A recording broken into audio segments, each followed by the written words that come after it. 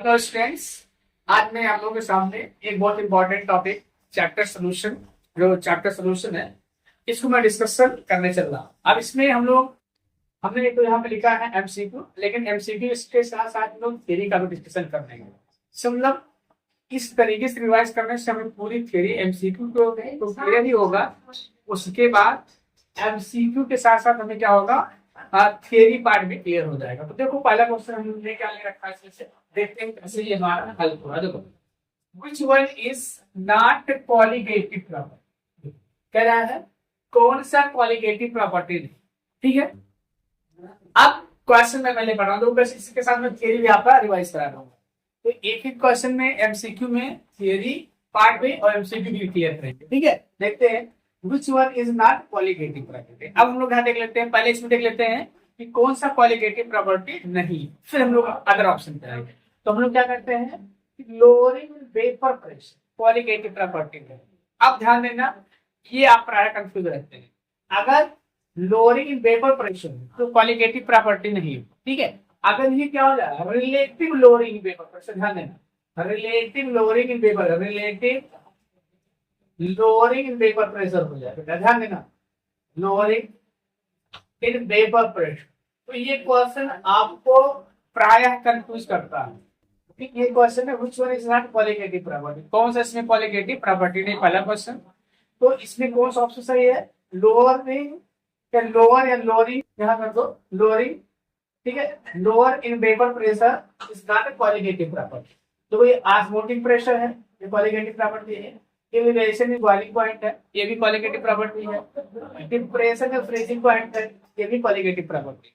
लेकिन ये क्या लिखा है, लोअरिंग इन वेपर प्रेशर, ये क्वालिटेटिव प्रॉपर्टी नहीं। अगर बाय चांस अगर ये दे दिया होता relative lowering in vapour pressure, तो ये क्या होता, क्वालिटेटिव प्रॉपर्टी होता है। ध्यान रखना है। अब हम लोग यहाँ आ जाते हैं कि क्वालिटेटिव प्रॉपर्टी क्या होती है। देखो क्वालिटेटिव प्रॉपर्टी क्या होती है, what is the meaning of qualitative property. Property of solution which depends upon the number of particles in solution, not its nature, is known as qualitative property।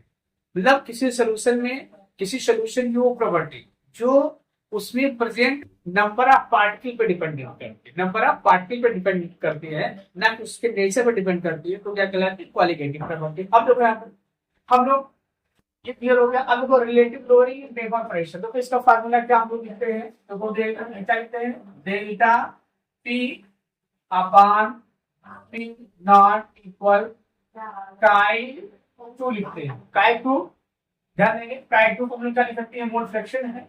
ठीक है, या इसको हम लोग क्या लिख सकते हैं, N2 upon N1 plus N2। तो इस तरीके से relative lowering in vapour pressure लिखा जा सकता है। तो फार्मूला भी पूछा जा सकता है, मान लीजिए फार्मूला।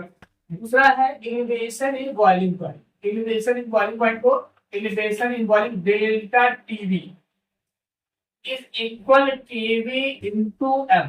ये एलिवेशन इन बॉइलिंग पॉइंट हो गया, ध्यान देना, एलिवेशन इन बॉइलिंग पॉइंट हो गया।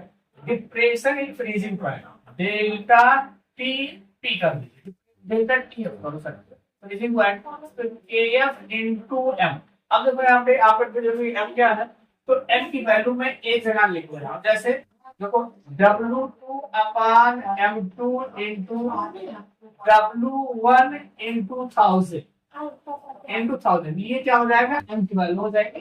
तो यहाँ हम क्या कर देंगे, वैल्यू रख देंगे और यहाँ पे हमें मिल जाएगा। तो हमने क्या, देखो एक ही क्वेश्चन से 5 क्वेश्चन देखा। क्या इसमें क्वेश्चन में क्वालिटेटिव प्रॉपर्टी नहीं है, तो हमने देखा क्वालिटेटिव प्रॉपर्टी, पहला आंसर से क्या जा रहा है, chlorine in vapour pressure qualitative property नहीं।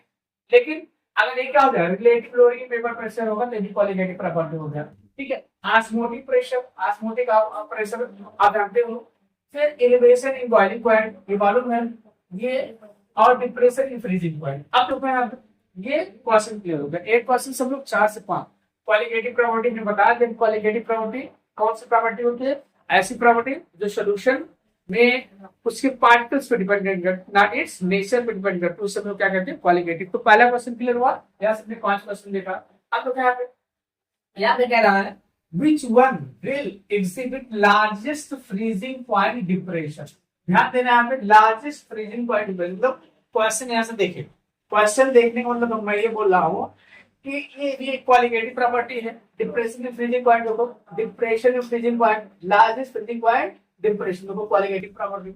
मतलब क्या हो गया कि क्वालिटेटिव प्रॉपर्टी, ध्यान देंगे क्वालिटेटिव प्रॉपर्टी का क्या मतलब हो गया कि ये नंबर ऑफ पार्टिकल्स पे डिपेंडेंट कर रही है। तो हम लोग ये कैसे जानेंगे कि कौन सा कितना पार्टिकल, मतलब इसका कॉन्सेप्ट है कि जो जितना ज्यादा पार्टिकल देगा उसकी क्वालिटेटिव प्रॉपर्टी उतनी ज्यादा होगी। अब देखो यहाँ पे जैसे केसीएल है बेटा, देखो यहाँ पे क्या देख रहे हैं केसीएल है, तो कितने पार्ट में टूटेगा, के प्लस सीएल माइनस, दो पार्ट, दो आंस मिल गए, ध्यान देना दो पार्ट मिल गए। अगर इसको ग्लूकोज है तो डिसोसिएट नहीं होगा, एक ही पार्ट मिलेगा।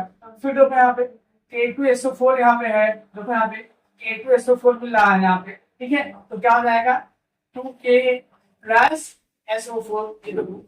अब इसमें देखो यहाँ पे इसमें कितने पार्टिकल्स मिल रहे हैं, देखो 2Al प्लस 3, ठीक है, और SO4 में कितने पार्टिकल्स मिल रहे हैं, दो पार्टिकल्स मिल रहे हैं। तो नंबर ऑफ पार्टिकल्स किसमें ज्यादा है, सबसे ज्यादा नंबर ऑफ पार्टिकल्स इसमें है, अर्थात डी सबसे ज्यादा क्या करेगा, depression point, largest point depression show करेगा। मतलब ये है कि डिप्रेशन एंड फ्रीजिंग पॉइंट किसमें लार्जेस्ट होगा, जिस केस में क्या होगा नंबर ऑफ पार्टिकल्स क्या होंगे मैक्सिमम होंगे, उस केस में क्या होगा डिप्रेशन ज्यादा होगा। ठीक है, तो ये चीज हमें यहाँ पे ध्यान रखना है। अब हम लोग थर्ड क्वेश्चन पे इसके चलते हैं, ठीक है। इसका लास्ट क्वेश्चन है, मतलब इसमें जो 3 क्वेश्चन में लिखा है लास्ट हम और क्वेश्चन लिखा कराएंगे। अच्छा, इस तरह की वीडियो आपको देखने के लिए, इस तरह के एमसीक्यू के साथ थ्योरी पार्ट क्लियर करने के लिए आपको मैं ऐसी वीडियो बनाता रहता हूँ, और चैप्टर वाइज में वीडियो बना के, जिससे एमसीक्यू से हम पूरे चैप्टर को रिवाइज कर लें, पूरे चैप्टर की रिवाइज मतलब थ्योरी पार्ट भी रिवाइज होता है, एमसीक्यू तो क्लियर होता है। ठीक है, तो हमारा ये मोटो है कि एक ही क्वेश्चन से मैक्सिमम कितने क्वेश्चन पॉसिबल है, इस तरीके से हम लोग रिवीजन करेंगे, तो फिर बेनिफिट उसका ज्यादा मिलता है। ठीक है, चलो हम लोग नेक्स्ट क्वेश्चन क्या देखते हैं बेटा, व्हाट अ फैक्टर रिमेन्स, तो what a factor remains same, मतलब व्हाट अ फैक्टर क्या रहता है, सेम रहता है। और व्हाट अ फैक्टर क्या होता है, व्हाट अ फैक्टर आपने कैलकुलेट, व्हाट अ फैक्टर को व्हाट आपने दिया, इसे हम लोग आई से प्रेजेंट करते हैं। अब तो यहाँ पे ध्यान देना, इसमें क्या रहा है, देयर इज नो एसोसिएशन और डिसोसिएशन, पहले आंसर क्या याद है, ठीक है, देयर इज नो एसोसिएशन और डिसोसिएशन, व्हाट अ फैक्टर क्या रहेगा, सेम रहेगा। अगर कोई एसोसिएशन और डिसोसिएशन नहीं हो रहा जो पार्टिकल्स हैं, तो उसमें क्या होगा, व्हाट अ फैक्टर सेम रहेगा। लेकिन अब और चीज हम लोग देख लेते हैं, तो आंसर इसका ये है, देयर इज नो एसोसिएशन और डिसोसिएशन। अगर एसोसिएशन होगा तो भी वेरी करेगा, डिसोसिएशन होगा तो भी वेरी करेगा, और ऑल ऑफ दिस मतलब ये ऑल ऑफ दिस भी पॉसिबल नहीं है। ठीक है, इसका मतलब क्या होगा कि इसमें हमको ये देखना है कि कौन सा एसोसिएशन और कौन सा डिसोसिएशन। आप देख लेते हैं, अगर वाटर फैक्टर की वैल्यू 1 तब आती है, if there is no association और डिसोसिएशन, तो इसका आंसर ये होगा। लेकिन इससे रिलेटेड क्वेश्चन हम लोग देख लेते हैं, अगर एसोसिएशन और डिसोसिएशन नहीं होगा तो ये क्या हो जाएगा, वैल्यू आ जाती है 1। अगर ध्यान देंगे, अच्छा व्हाट ऑफ फैक्टर हम लोग कैसे कैलकुलेट करते हैं, ध्यान देना, व्हाट ऑफ फैक्टर ध्यान देना आप, ठीक है। तो व्हाट ऑफ फैक्टर का जो फार्मूला होता है, हम लोग कई फार्मूला यूज करते हैं, ठीक है। तो कई फार्मूले में हम लोग क्या लिखते हैं, ऑब्जर्व, ध्यान देंगे, observe qualitative property, observe qualitative property, ठीक है, और कैलकुलेटेड क्वालिटेटिव प्रॉपर्टी। ध्यान दें, देखो ये होता है क्वालिटेटिव प्रॉपर्टी, ठीक है। अब हो गया हमने ऑब्जेक्ट क्वालिटेटिव प्रॉपर्टी, ध्यान देंगे ऑब्जेक्ट क्वालिटेटिव प्रॉपर्टी, क्या दूसरा फार्मूला क्या होता है, दूसरा फार्मूला क्या होता है, देखो कैलकुलेटेड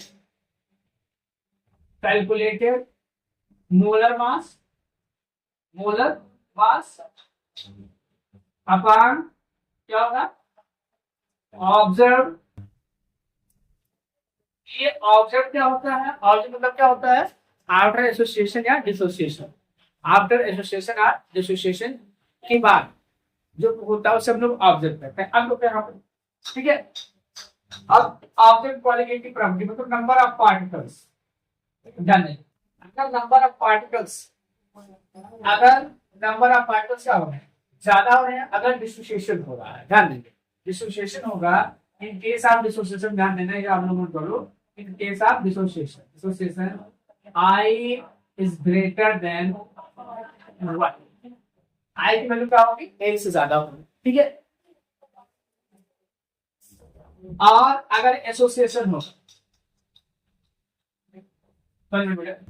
तो ये आंसर 1 इज ग्रेटर देन मतलब हमेशा जो आई की वैल्यू होगी वो 1 से ज्यादा होगी। अगर क्या होगा डिसोसिएशन होगा।